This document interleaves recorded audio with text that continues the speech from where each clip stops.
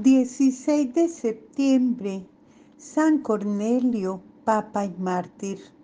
En Roma, en la Vía Appia, en la cripta de Lucina del cementerio de Calisto, sepultura de San Cornelio, Papa y Mártir, que se opuso seriamente a la escisión de Novaciano y con gran espíritu de caridad recuperó a la plena comunidad con la Iglesia a muchos cristianos caídos en la herejía.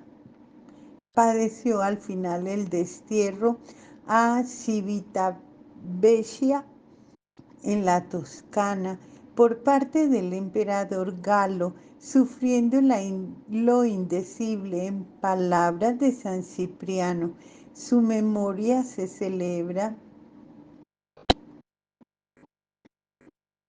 el 16 de septiembre. Que la memoria de los santos Cornelio Papa y Cipriano Obispo, mártires, acerca de los cuales el 14 de septiembre se relata la sepultura del primero y la pasión del segundo. Juntos son celebrados en esta memoria por el orbe cristiano, porque ambos testimoniaron en días de persecución su amor por la verdadera e indefectible ante Dios y el mundo, la verdad. El catolicismo no es laxitud, pero tampoco es rigidez inhumana. Cuenta con las debilidades de los hombres, como contó con ellas su divino fundador Jesús, que no quebraba la caña cascada ni apagaba el leño todavía humeante. Es curioso observar cómo la Iglesia condenó con idéntico celo la depravación de las costumbres que el rigorismo moral.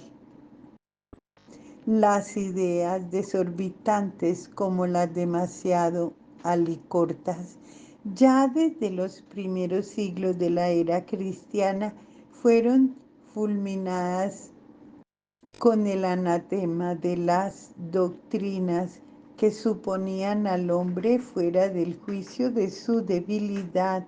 Estúdiense las condenaciones de escratitas, novacianos, jansenistas, etc. Y se verá que los rostros ceñudos y demasiado alargados por la rigidez no caben en la Iglesia, y es que ésta se sitúa siempre en el fiel de la balanza, entre el ángel y la bestia, entre los hombres yerran, por lo tanto, quienes intentan deshumanizar al hombre con el pretexto de elevarlo hacia las altas cimas de Dios, con descendencia de la Iglesia, en cuanto que aprueba el mal, no, pero sí en cuanto que lo supone. Bien considerado todo esto, queda bien claro que no hay que rasgarse las vestiduras cuando la Iglesia, esposa purísima de Cristo, rechaza palabras como reforma, puritano, cátaro, pietista, etc. Todas ellas con un evidente significado de pureza por estar marcadas de herejías. El refrán latino dice que en el medio está la virtud, y la Iglesia se mantiene en ese medio humano, evitando los extremos de rigorismo o laxitud.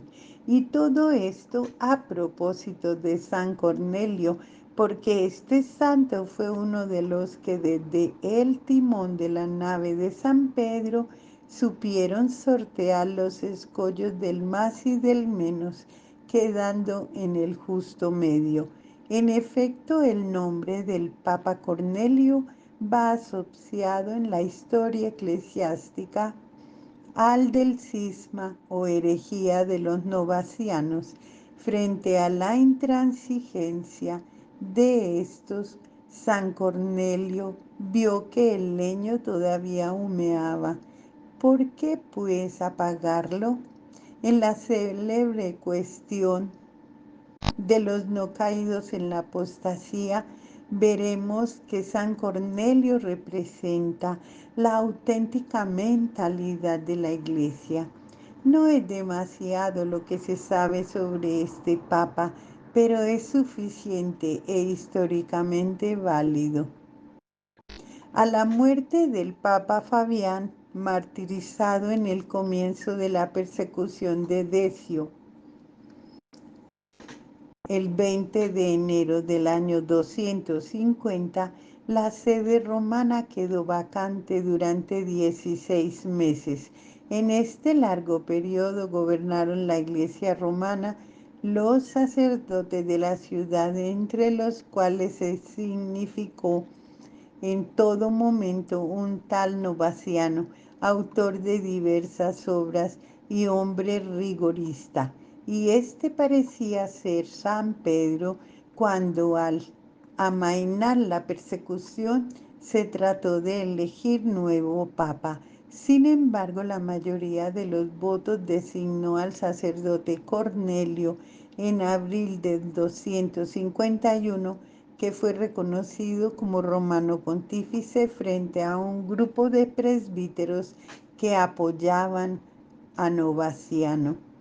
La ambición de este hizo que pronto surgiera un cisma en Roma.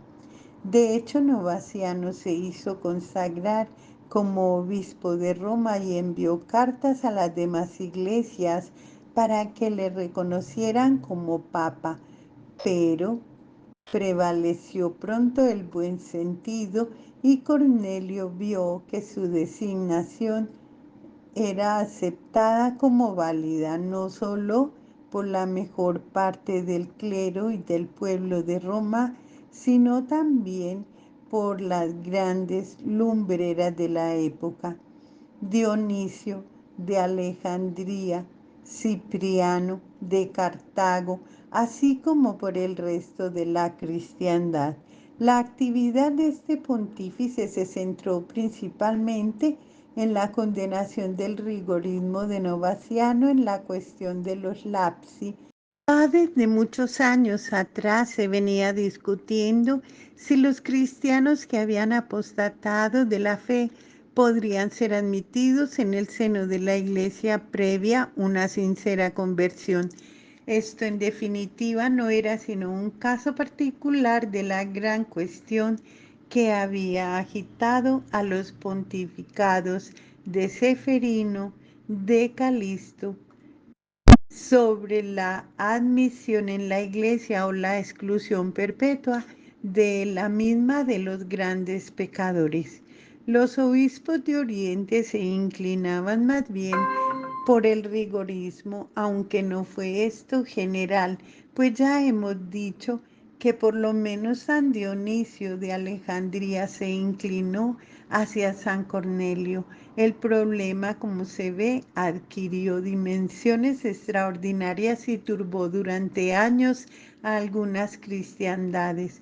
Concretamente, San Cipriano hubo de maniobrar entre el rigorismo desesperante y la indulgencia excesiva, inclinándose al fin y abiertamente hacia la doctrina del Papa Cornelio, como lo testimonia la correspondencia sostenida con el pontífice romano por el gran obispo de Cartago.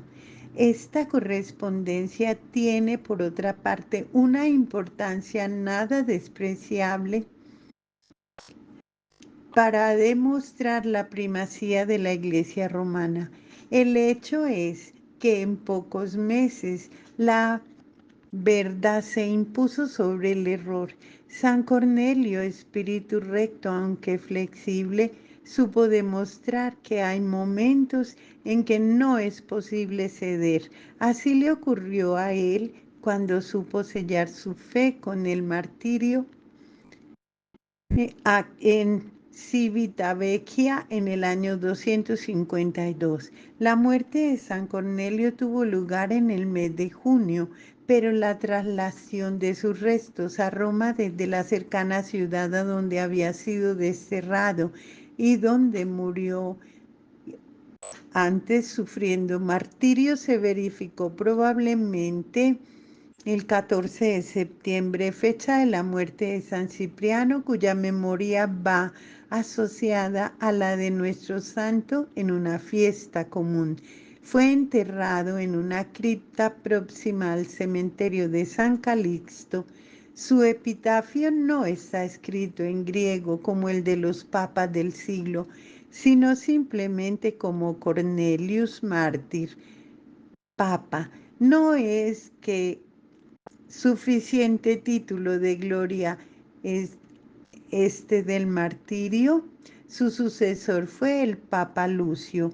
De la carta de San Cornelio a Fabián de Antioquía se desprenden unos datos interesantes para conocer el estado de la Iglesia de Roma, todavía no desarrollada por completo. Los presbíteros eran en aquella sazón 46, 7 diáconos, 7 subdiáconos, 42 los acólitos y 52 los exorcistas, lectores y hostiarios. Cifras en verdad muy modestas para las que había de alcanzar con el correr del tiempo, pero que revelan ya la pujanza del cristianismo en medio de la persecución. De la vida de San Cornelio podemos sacar una enseñanza, a saber que hay que estar dispuestos a sellar la fe con el testimonio de la sangre, pero a la vez hay que tener comprensión con los débiles, con los que reniegan, con los débiles con su conducta de la fe o con los que no han recibido de Dios todavía esa luz que ilumina a todo hombre que viene a este mundo. Sea alabado y adorado mi amado Señor Jesús en todos sus santos.